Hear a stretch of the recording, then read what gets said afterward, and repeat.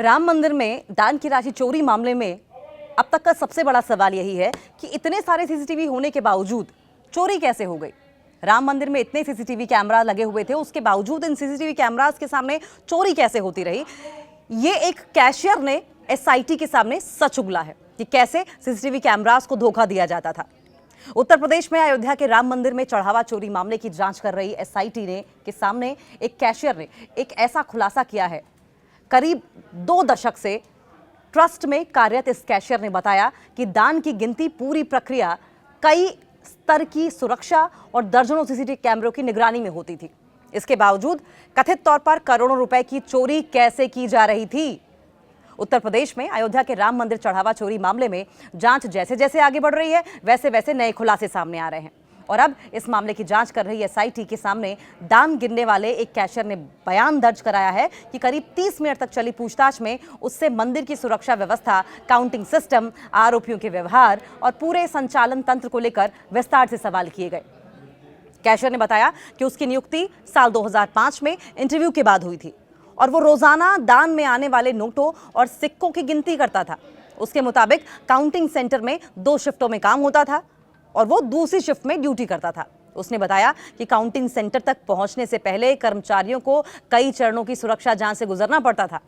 Main gate पर police की तलाशी, हुंडी कार्यालय में दोबारा जांच, उपस्थिति दर्ज कराना, मोबाइल और प्राइवेट सामान लॉकर में जमा करना और इसके साथ साथ विशेष ड्रेस पहनना मैंडेटरी था। और इसके बाद एसआईएस सुरक्षा कर्मी पहचान कर मिलान के बाद ही काउंटिंग रूम में प्रवेश देते थे। पूरी प्रक्रिया सीसीटीवी कैमरे में रिकॉर्ड होती थी, लेकिन उसके बावजूद कैसे सीसीटीवी कैमरास को चकमा दिया गया।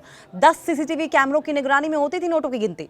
कैशियर के मुताबिक दान पात्र 6 लोगों की मौजूदगी में खोले जाते थे और करीब 10 से 12 फीट के काउंटिंग रूम में लगभग 10 सीसीटीवी कैमरों की निगरानी में नोटों की गिनती होती थी।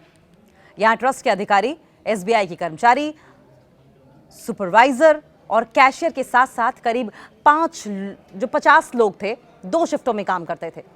नोटों की गिनती के बाद रजिस्टर में एंट्री होती थी और फिर बैंक की गाड़ी कैश लेकर चली जाती थी।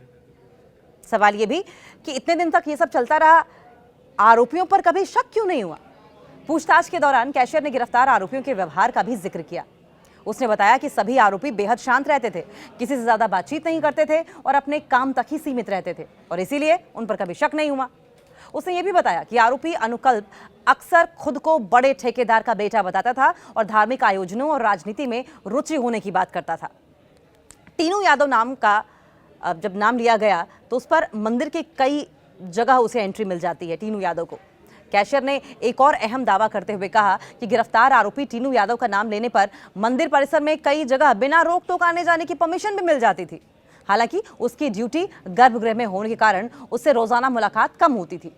कैशियर ने जांच के दौरान सिस्टम की एक बड़ी खामी की ओर भी इशारा किया। उसके मुताबिक जिस कर्मचारी की जिम्मेदारी सीसीटीवी मॉनिटरिंग रूम में बैठकर काउंटिंग सेंटर की निगरानी करने की थी, वो कई बार अपनी सीट से गायब रहता था और ऐसे में निगरानी व्यवस्था प्रभावित होने की आशंका से इनकार नहीं किया जा सकता।